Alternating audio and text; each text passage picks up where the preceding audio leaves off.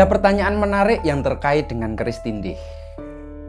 Kapan seseorang itu sebaiknya memiliki keris tindih?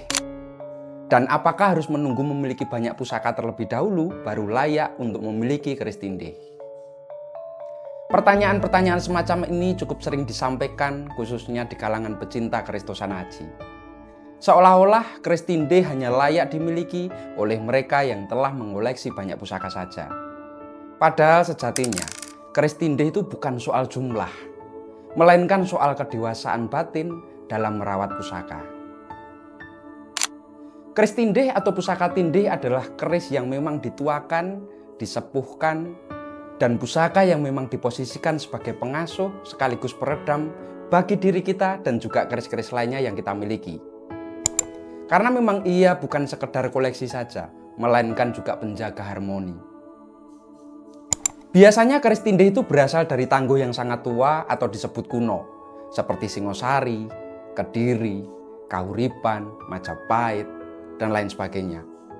Dapurnya pun cenderung sederhana, seperti betok, brojol, jalak, putut sajen, ataupun tilam upih. Hal ini menunjukkan bahwa nilai utamanya bukan pada kemewahan, melainkan pada laku dan tuahnya. Memang berbeda dengan keris ageman yang memang lebih menonjolkan sisi estetika, keindahan bentuk, bahkan kemegahan pamor, atau terdapat kinatah emasnya. Jika disederhanakan, keris ageman adalah perhiasan lahiriahnya, sedangkan keris tindih adalah penopang batiniahnya. Maka bisa dikatakan bahwa keris tindih adalah keris yang paling dituakan secara usia, garap, maupun secara rasa. Ia memang tidak mencolok, tapi menenangkan. Ia juga tidak mencuri perhatian, tetapi justru menjadi pusat keselarasan. Lalu, apakah keris tindih hanya untuk mereka yang punya banyak pusaka? Mari kita bahas. Panjenengan jangan kemana-mana. Dari Karanganyar Tentram, kami kabarkan.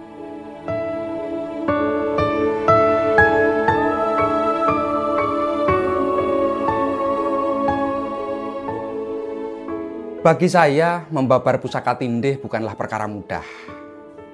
Ia membutuhkan kedalaman rasa yang bersahaja.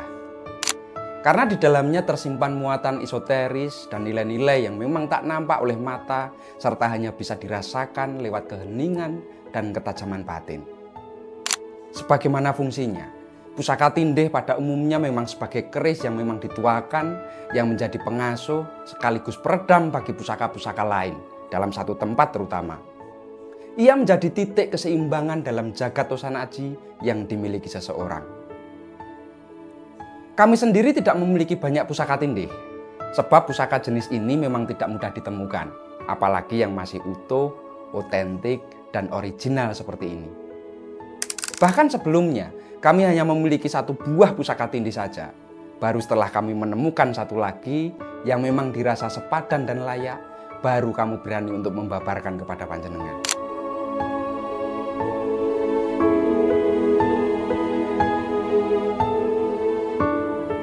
Pusaka ini tampil dengan sangat sederhana. Warangkanya itu model sandang walekat dengan ukiran sulur-suluran yang begitu adem dan bikin tentram.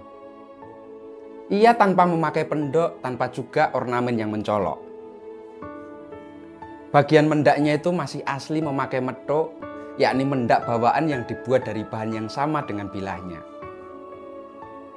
Sementara dedernya, ia memiliki bentuk yang unik juga, menyerupai stilisasi manusia seperti pada keris putut, dihiasi mangkokan sederhana yang menyerupai selut. Secara keseluruhan, bahwa pusaka ini hadir dengan tidak begitu menonjolkan dirinya. Namun justru disitulah letak wibawanya. Sederhana, wingit, dan penuh teka-teki, seakan membawa narasi tua yang hanya bisa dibaca dengan hati yang hening. Sekarang mari kita buka dan kita babar untuk isinya. Pusaka ini berdapur jalak Buddha. Pamornya keleng dengan tangguh Kediri abad ke-11 Masehi.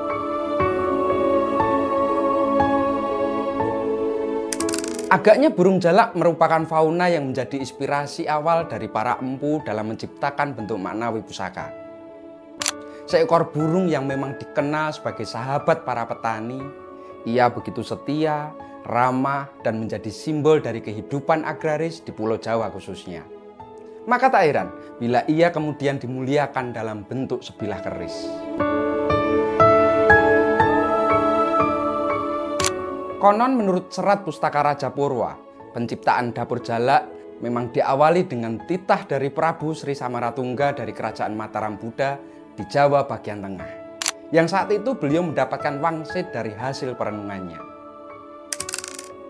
Dalam kontemplasi tentang segala hal yang dilihat oleh sang Prabu sehari-hari, Baginda menyimpulkan agar rakyat di kerajaannya dapat hidup makmur dan sejahtera, maka harus memuliakan burung jalak. Yang saat itu memang dianggap sebagai burung yang dekat dan banyak membantu kaum-kaum petani. Baginda kemudian meminta para empu keraton untuk menciptakan keris dengan mengambil bentuk maknawi burung jalak. Maka dengan melalui proses pengendapan batin yang begitu dalam, terciptalah sebuah keris berdapur jalak, yang nantinya itu disebut dengan keris jalak Buddha.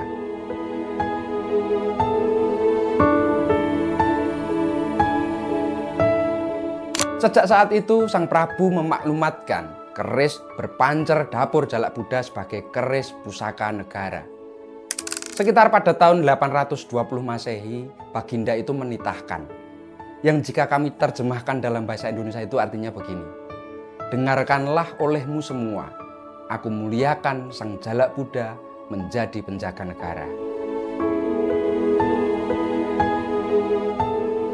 Secara umum, dapur jalak biasanya berbentuk lurus, seperti ini. Bilanya itu cukup lebar, panjangnya itu sedang, dan bagian sosorannya itu cukup agak tebal. Gandiknya itu polos, ia memakai pejetan, terdapat juga tikel alis, serta memiliki sogokan rangkap di bagian depan dan belakang. Semua rincian ini secara simbolis menyusun bentuk kepala burung jalak. Contohnya pejetan menggambarkan dahi, lalu sogokan depannya itu sebagai paruh atas, dan sogokan belakang menjadi paruh bawah hingga bagian lehernya.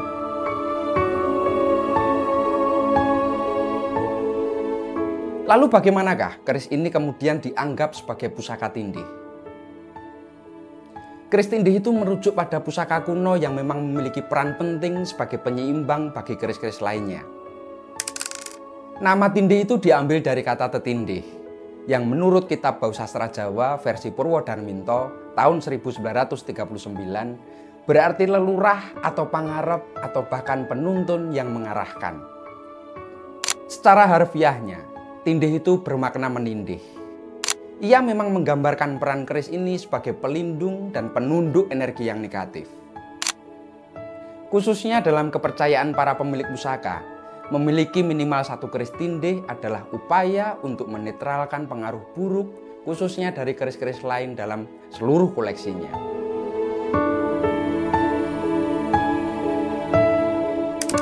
Keris tindih ini diyakini memiliki energi penunduk yang mampu menciptakan ruang aman di dalam diri pemiliknya.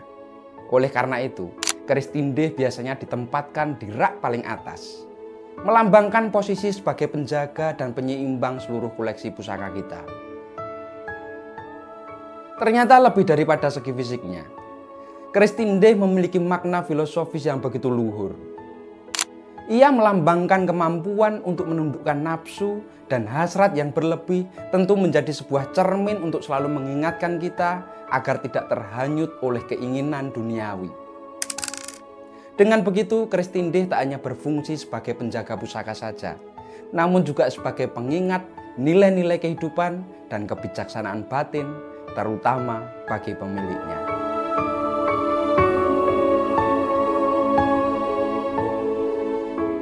Bagi kami, kepemilikan keris tindih ini tak diukur dari banyaknya koleksi sebetulnya, melainkan dari kedalaman makna yang bisa diresapi.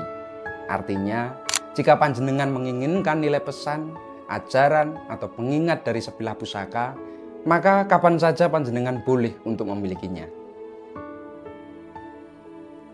Jika kita pirsani bersama, pusaka dari era abad ke-11 ini tergolong masih sangat utuh, dengan rinciannya pun masih nampak lengkap. Ia menghadirkan kesan yang begitu wingit dan sinengker. Kami sangat bersyukur masih bisa mendapatkannya, meskipun cukup gembrobyos dalam memperjuangkannya.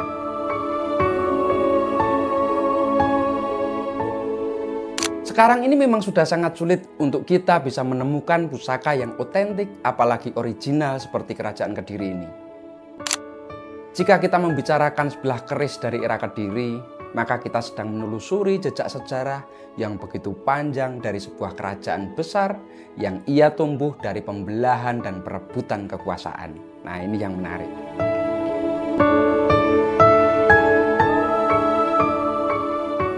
Kediri yang pada awalnya dikenal dengan nama Panjalu lahir dari keputusan Prabu Airlangga pada abad ke-11 untuk membagi kerajaannya menjadi dua, yakni Panjalu di barat dan Jenggala di timur.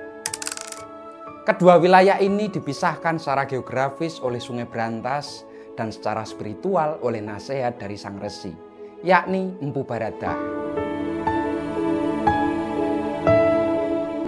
Panjalu berpusat di Daha, wilayah yang kini dikenal sebagai kota Kediri.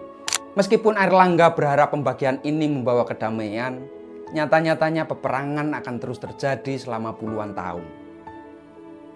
Perseteruan antara saudara itu justru menjadi fondasi tumbuhnya sebuah kekuasaan baru yang sangat kuat. Panjalu akhirnya mengalahkan Jenggala dan menyatukan kembali wilayah kekuasaan lama Airlangga. Sejak saat itu, nama Kediri menjadi identitas utama kerajaan tersebut.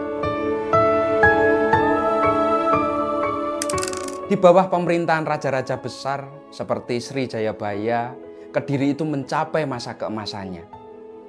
Tak hanya sebagai pusat politik dan ekonomi, Kediri juga dikenal sebagai lumbung sastra dan budaya Jawa khususnya.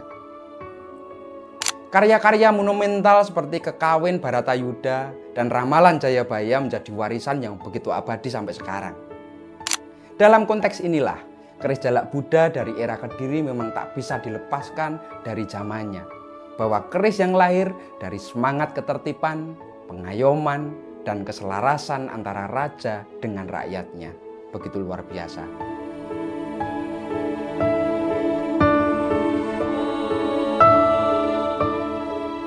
Pusaka ini benar-benar membawa serta gema kejayaan Daha, ingatan akan Panjalu, dan semangat yang tak pernah pudar dari sebuah kerajaan yang pernah memimpin dengan kebijaksanaan.